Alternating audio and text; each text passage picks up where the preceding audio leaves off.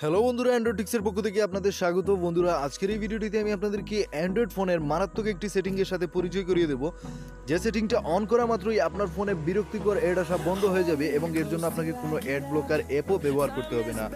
তো বন্ধুরা, ভিডিওটিতে একটি লাইক করে ভিডিওটি শেষ পর্যন্ত দেখতে থাকুন। আর ভিডিওটির নিচে যে সাবস্ক্রাইব অপশনটি দেখতে পাচ্ছেন, এই অপশনটিতে ক্লিক করুন এবং এর ডান পাশের বেল আইকনটিতে ক্লিক করে আমার চ্যানেলটিকে সাবস্ক্রাইব করে নিন।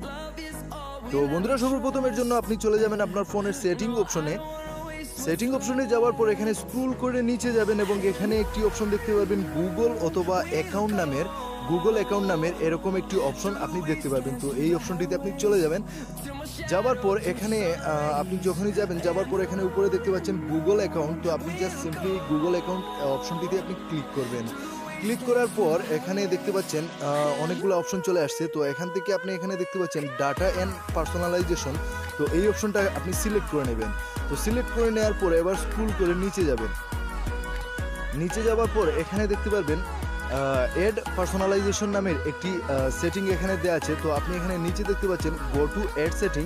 তো আপনি simply go to add setting এই অপশনটিতে ক্লিক করবেন। ক্লিক করার পর অটোমেটিকলি একটা পেজ ওপেন হবে এবং এখানে দেখতে পাচ্ছেন অ্যাড পার্সোনালাইজেশন ইজ অন। তো আপনাকে যে কাজটি করতে হবে সেটা হচ্ছে এখান থেকে আপনাকে এই অপশনটি অফ করে দিতে হবে। তো অফ করার জন্য আপনি জাস্ট এটার উপর ট্যাপ করলেই দেখতে পারবেন যে এটা অফ হয়ে যাবে।